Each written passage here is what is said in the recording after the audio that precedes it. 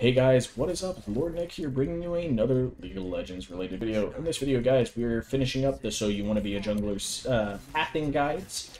And in these pathing guides, we've previously talked about, the different starts to your camps, right? Like your basic 5-camp clear, your different basic pathings. One of the biggest things that can change a pathing is also the camp that you start at. And thus, there are these champions, similar to Kayn, Lilia, Shaco, that don't need a leash. Remember, one of the basic things I told you was to start on your bot side so you could get more people. Once to help you clear it, of course.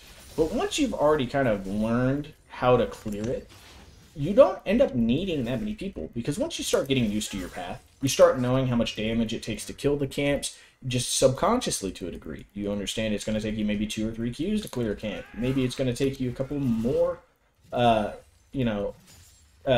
clear, maybe certain camps are just bad on your first clear just because you just don't have the stats or you don't have the items to actually clear it.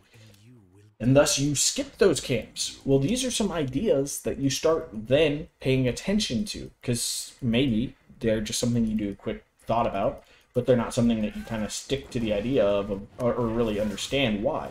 So you need to start grasping these understandings, and you can start using this understanding of camps that you clear better to allow you to start at an unorthodox spot. So why is that important, right? Why are these leashless clears kind of important? Well, the importance of them is they allow your team to hide information from the enemy team. If they don't know where you, the jungler, are, they don't know what camp you're starting, it becomes very hard for them to know where you're going to try to gank first. And it makes them have to be a little bit more reactive to what you're doing, opposed to proactively looking for their own ganks. Proactivity and reactivity are two very important aspects of leagues. Certain champions want to be more reactive and want to be counter gankers more than actual, the ones efficiently trying to find the ganks themselves. Meanwhile, other champions do want to be more proactive. And if you are in solo queue, you generally want to play more proactive champions because that tempo can snowball you to success. And people talk about snowball a lot, but to be perfectly clear about it, to snowball is something that you really want to try to do, because gaining that tempo, gaining that snowball, getting it rolling makes it very hard for the opposing team to stop it through reactivity alone. But if they get into the mindset that they have to just kind of guess where you are, they have to react to where they find you, then you have an advantage. That being said, reaction and reactivity are not always, a bad thing, right? Like maybe you need to react a little bit more to what your opposing jungler's doing. Maybe early on, they are stronger than you. And so, for instance, somebody like a Lee Sin is going to go for generally a 3-camp clear into a gank. So finding out what camp he starts on is very important for you to be able to do what we call tracking them, which is knowing what pathing they're going to take, and knowing where they're going to probably gank first. Your ability to guess that allows you to be able then to react to that spot. So, for instance, Kayn is not necessarily a great early ganker. He has some decent early damage, but his overall tools are better for clearing the jungle very fast and very effectively, more so than actually getting that gank off super successfully until he gets one of his forms. That's just kind of how his champion works. But if you know Lee Sin's going for a gank, and he's starting on his top side, one of the things you can do is adjust your pathing to start on top side as well. You match his clear so that you can then go be on the same side of the map when he tries to go for a gank. So as he's attempting to do the gank, you wait for them to start overextending, you show up as the third man, all of a sudden they've used a lot of their abilities to try to catch your bot lane, you're now in position to then use all of your abilities to do as much efficient damage to them, and they're out of position, and you potentially benefit from either getting a lot of their summoners, or potentially just cleaning up a lot of kills. So this reactivity can actually be a good thing. But with that reactivity, guess what you gained from it? You gained the ability to start making the plays, because now you have an advantage. And when you have an advantage, you go back to that idea of snowballing. That idea of now you have the tempo, you have the pressure. You have the ability to dictate how the game is played at that point.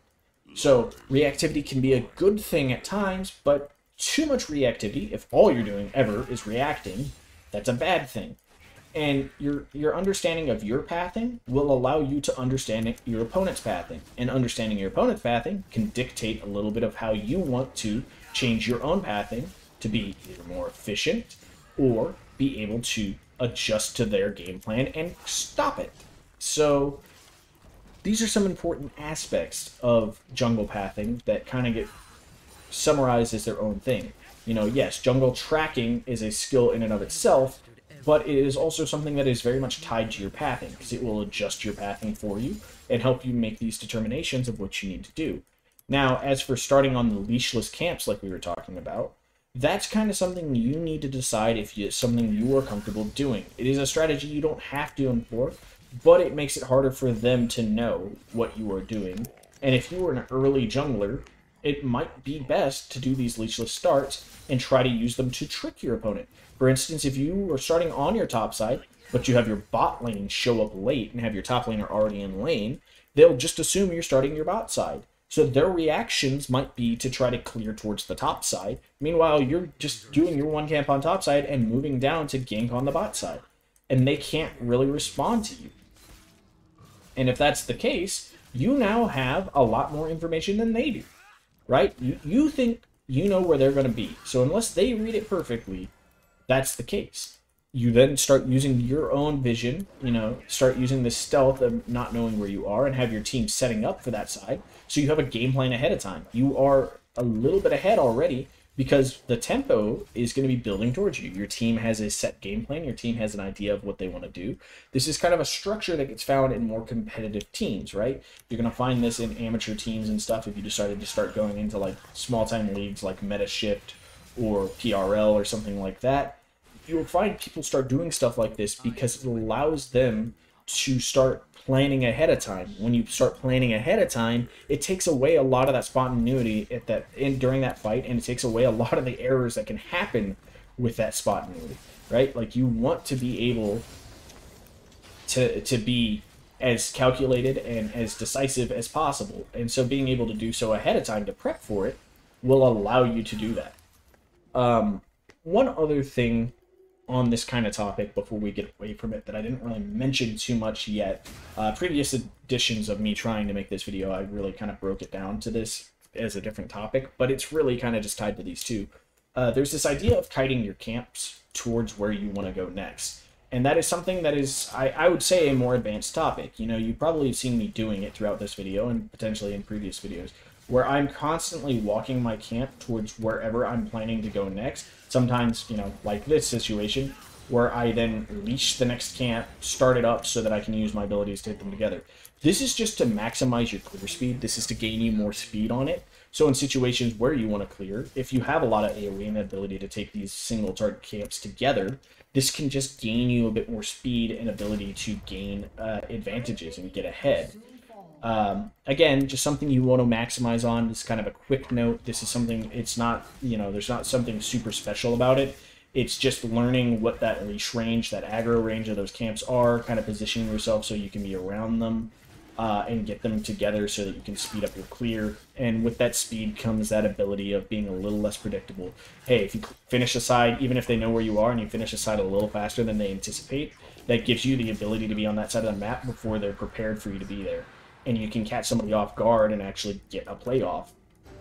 And with you knowing that you're finishing it faster, you can kind of ping your team and alert them. So again, you're in the situational advantage of understanding what's going to happen a little bit before the enemy team does, right? So using these small things in your pathing to gain advantages, knowing the speed, knowing how long it takes you to do something, even before a game starts. If you were comfortable with how you were pathing and what you were going to do, you can come up with kind of a game plan based off of the champions you see. Most people know that a Lee Sin is going to do a 3-camp clear into a gank. What side is he going to start on is really the big question. So, going in with those early invades that generally people use with like blitzcranks to try to get kills and stuff, instead to put down wards and figure out if he's starting that camp, just tells you where he's starting, right? Like, knowing where he's starting then tells you what gank is most opportune for him. It's going to be either, you know, mid is always one of the options, but you know which side of mid he's going to probably come from now. And on top of that, you know what lane he's trying to path to gank towards. So you can kind of warn that other lane, like, hey, guess what? We know he's starting on his red this game, so he's going to path down towards his blue side, and is going to go for a gank down there on you guys and bot. So just be careful, bot, to not get, you know, around X time to, you know, not get ganked. And again, about that time, be aware to just, you know, that's what he's trying to do. So try to re-warn your team and give them as much of an advantage and knowledge of what he's doing. This comes down to your own understanding of pathing, and you can then use your understanding of pathing to kind of, you know, put a projection on what you think the enemy team is going to be doing. So again, guys, we've kind of touched on these, you know, strong notes of why pathing is so important and what the advanced aspects of pathing is, which is it leads into tracking. But you also have to learn when to and how to adjust your ganks or adjust your pathing, right?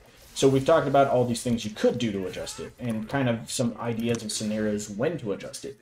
But as to learning when and how, it's going to come down to the champion you're playing, how comfortable you are on them, and your own understanding of your own play style. Because I play Gragas slightly differently than some of my friends play Gragas. You know, I'm not always actively looking for these predator early game ganks. No, I'm looking for decent skirmishes where I can go in and out of the fight consistently until I kill somebody.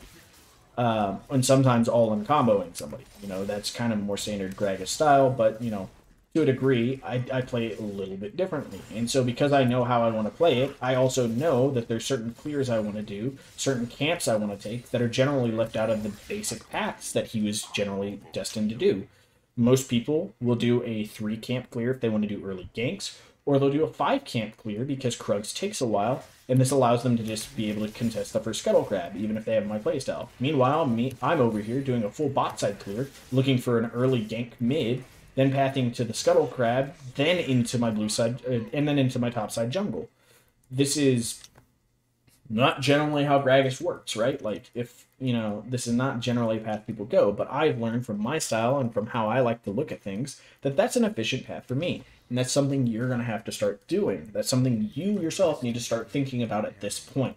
Previously, we kind of were talking about just understanding the basic paths, understanding the job and role that your jungle plays. But then now that you have a little bit more of those core understanding, hopefully, you're going to be applying it to your own style and adjusting accordingly to yourself. So that's the next key step, is being able to individually correct ideas that you've seen that fit to you better. And maybe this allows you to start theorizing and getting other people in on it to see if maybe they have similar success by doing the same things you're doing. Making videos for people to understand and gain the ideas of it. Maybe you could break them down a little easier than I can. And this last fundamental here is just understanding your pathing and understanding your champion. And it also comes down to understanding your item breakpoints too, because you might want to do different things at different points in your path depending on what items you have. So for instance, if you somehow get an early kill that you weren't expecting, it could allow you to back sooner so you get more items so that you can then clear your path a little bit more, and it opens up more gank avenues that weren't going to be there normally. And so understanding these breakpoints on your champion as well allow you to adjust that pathing and allow you to then again change how you're pressuring the map and do this. It all comes down to the same core principles. And I know it sounds kind of like a broken record in this video, but guys, I really hope that this video is helpful to you. I really hope you guys enjoyed this video. If you did, please leave a like, a comment down below. I'd really love some engagement from you guys. If you want to just leave comments anyways, be them good or bad, I'm ready to hear them. And hopefully, guys, I can see you guys in the next video. And until then, I hope you all have yourselves a wonderful, wonderful day. Bye, guys.